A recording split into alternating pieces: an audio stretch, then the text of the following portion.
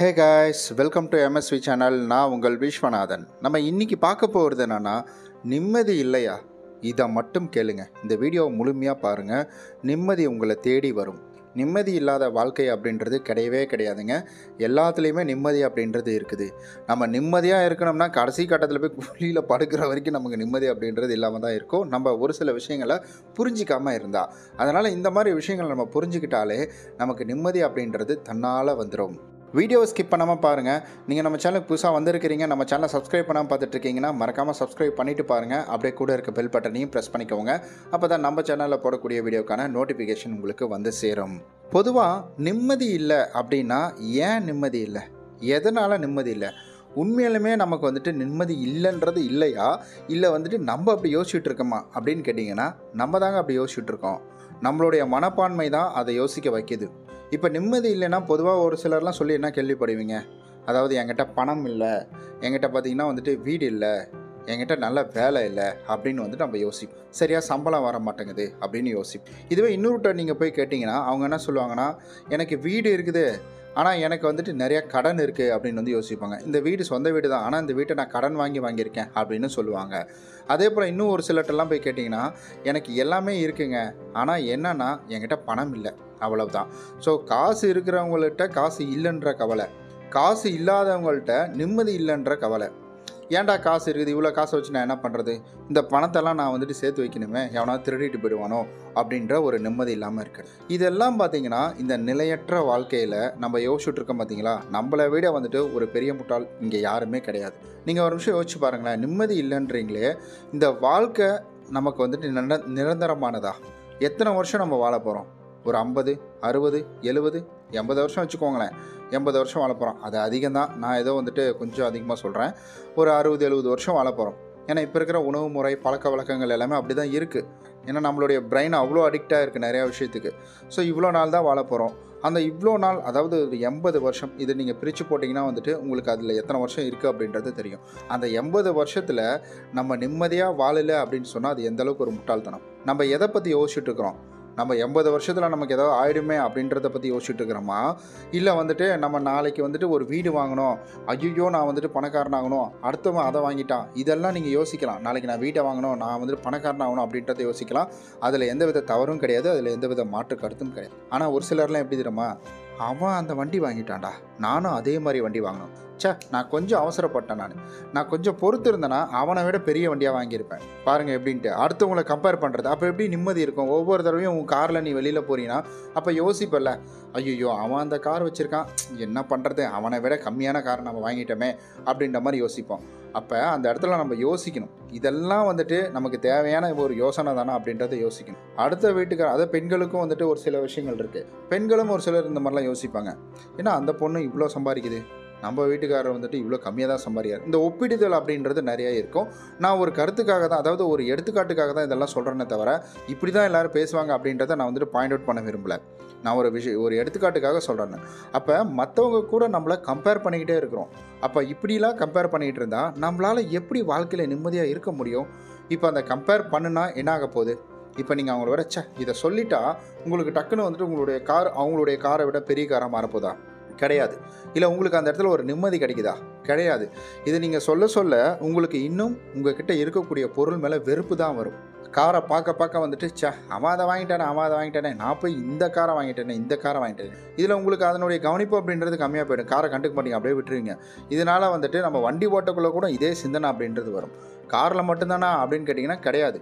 கொஞ்சம் just miss, நான்லாம் இந்த இடத்த நான் வாங்க வேண்டியது அப்படின்ற ஒரு பேச்சு வரும். ஏன் வாங்கலை? வாங்கிட்டு இருக்கலாமே.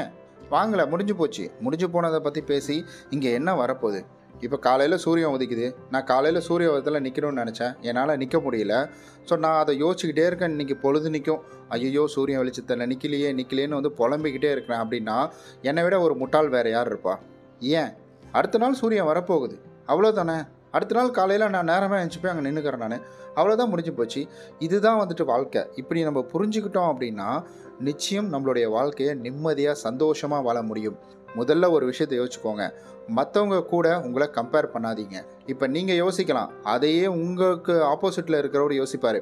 என்னன்னா, இவன் இந்த கார் வாங்கிட்டான், பரவாயில்ல கம்மி ரேட்டுக்கு இந்த காரை வாங்கிட்டான், இவன் காரை விட நம்ம கார் ஒன்றும் பெரிய வந்துட்டு மாற்றம்லாம் இல்லை, சின்ன சின்ன மாற்றம் தான் உள்ளே இருக்குது, நம்ம அவசரப்பட்டு இதில் ஒரு 1,00,000 வேஸ்ட் பண்ணிட்டோமே அப்படின்ற மாதிரி அவங்க யோசிக்கிறதுக்கான வாய்ப்புகள் இருக்குது. இது எதில் வேணால் நீங்கள் எடுத்துக்கலாம். நீங்கள் ஒரு பிஸ்னஸில் எடுத்துக்கலாம், இல்லை நீங்கள் வீடு கட்டிக்கலாம் வீட்டில் எடுத்துக்கலாம், இல்லை எந்த விஷயத்துக்கு வேணால் நீங்கள் எடுத்துக்கலாம்.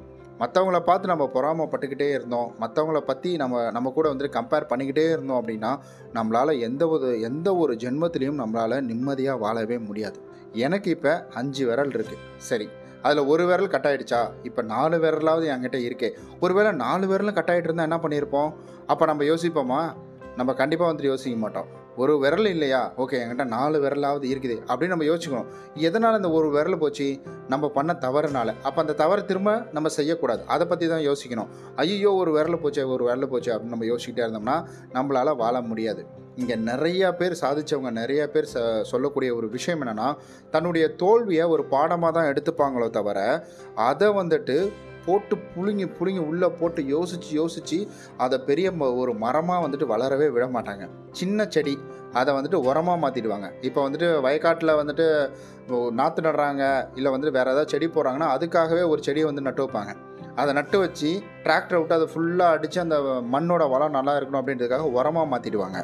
அது மாதிரி ஒவ்வொரு தோல்வியாயும் நீங்கள் வந்துட்டு வெற்றிக்கான படிக்கட்டாக நீங்கள் எடுத்துக்கணும். அதுதான் வந்துட்டு இந்த இடத்துல நீங்கள் வாழ்க்கையில் ஜெயிக்கிறதுக்கான ஒரு மிகப்பெரிய ஒரு ஹெல்ப்பாக அது இருக்கும். அதை விட்டுட்டு இப்படி நடந்துருச்சு, இவன் இப்படி இருக்கான், அவன் இப்படி இருக்கான் அப்படிலாம் நம்ம யோசிச்சுட்டு இருந்தோம்னா வச்சுக்கோங்களேன், மற்றவங்கள பற்றி யோசித்தாலே இங்கே நிம்மதி அப்படின்றது இருக்காது. அப்படி பார்த்தா நம்மளுடைய ஒப்பிடுதல் வந்துட்டு பெரிய பெரிய கோடீஸ்வரன் கூடலாம் இருக்கணும். எப்பா அந்த ஆக்டர் பாருப்பா 270 கோடி லாஸ்ட் படத்துக்கு சம்பாதிச்சாரு, இந்த ஆக்டர் பாருப்பா வந்துட்டு 300 கோடி சம்பாதிச்சாரு, அப்பா ஹாலிவுட்டில் அயன்மேன் வந்துட்டு 400 கோடி 450 கோடி சம்பளம் வாங்குறாராம் அப்படின்ற மாதிரி அதை ஒப்பிடுவோமே. ஏன் பெருசாக நம்ம ஒப்பிட மாட்டேன்றோம்? நம்மளுடைய எண்ணம், சிந்தனை, தாட் இது எல்லாமே ரொம்ப சின்னதாக இருக்குது. பக்கத்து வீட்டுக்காரன், எழுத்து வீட்டுக்காரன் இப்படி தான் போயிட்டுருக்கு. உங்களுடைய சிந்தனை, தாட் எல்லாமே பெருசாகணும். மற்றவங்க கூட உங்களை ஒப்பிடாதீங்க. நீங்கள் ஒரு தனித்திறமை வாய்ந்தவர், அதை நீங்கள் நம்பினா மட்டும்தான் உங்களால் இந்த ஒரு வாழ்க்கையை ரொம்ப அற்புதமாக சந்தோஷமாக வாழ முடியும். உங்களை விட ஒரு திறமசாலி யாரும் இல்லை, உங்களை விட ஒரு புத்திசாலி யாரும் இல்லை, உங்களை விட ஒரு பலசாலி யாரும் இல்லை. நீங்கள் தான் உங்களால் முடியும், அது உங்களாலேயும் முடியும் அந்த செயல் அப்படின்றத நம்புங்க. என்னால் மட்டும்தான் முடியும் அப்படின்றது தலகணம், என்னாலையும் முடியும் அப்படின்றது தன்னம்பிக்கை. இதுக்கு நிறைய வித்தியாசங்கள் அப்படின்றது இருக்குது. இது ஒரு படத்தில் கூட நீங்கள் கேள்விப்பட்டிருப்பீங்க. ஆமாங்க, ரொம்ப வந்துட்டு அற்புதமான ஒரு வார்த்தை அந்த வார்த்தை. தன்னம்பிக்கைக்கும் தலகணத்துக்கும் ஒரு நூல் அளவு தான் வித்தியாசம். என்னாலையும் முடியும் அப்படின்றது தன்னம்பிக்கை. என்னால் மட்டும்தான்டா முடியும், நான் மட்டும்தான்டா அதை பண்ணுவேன், நான் இல்லைன்னா அந்த கம்பெனி ஒன்றுமே இல்லைடா அப்படின்றது தலகணம். இதுக்கு கொஞ்சம் வித்தியாசம்தான் இருக்குது. இதை நம்ம புரிஞ்சுக்கிட்டாலே நம்மளுடைய வாழ்க்கை அப்படின்றது ரொம்ப சந்தோஷமாக செழிப்பாக வந்துட்டு வாழலாம். இந்த பதிவு உங்களுக்கு பிடிச்சிருக்கும் அப்படின்னு நம்புகிறேன். பிடிச்சிருந்தால் லைக் பண்ணிவிடுங்க, உங்களுடைய கருத்துக்களை கமெண்ட்டில் சொல்லிவிடுங்க. நெக்ஸ்ட்டு வேறு எதை பற்றி நான் பதிவு போடலாம் அப்படின்றதையும் சொல்லிவிடுங்க. ஸோ முடிஞ்ச வரைக்கும் உங்களுடைய கருத்துக்களை சொல்லுங்கள். அப்போ தான் நெக்ஸ்ட் வீடியோ பண்ணுறதுக்கு எனக்கு ரொம்ப மோட்டிவேஷனலாக இருக்கும். உங்களால் பெருசாக கருத்துக்களை வந்துட்டு டைப் பண்ண முடியல அப்படின்னா ஒரு ஹார்டின் கொடுத்துட்டு இல்லைன்னா எம்எஸ்வினாவது டைப் பண்ணிட்டு போங்க. ஸோ இதை பார்க்க எனக்கு கொஞ்சம் மோட்டிவேஷனாக இருக்கும். நம்ம நாளைக்கு இது போல் ஒரு நல்ல பதிவில் சந்திக்கலாம். அதுவரை உங்களிடமிருந்து விடைபெறுவது உங்கள் விஷ்.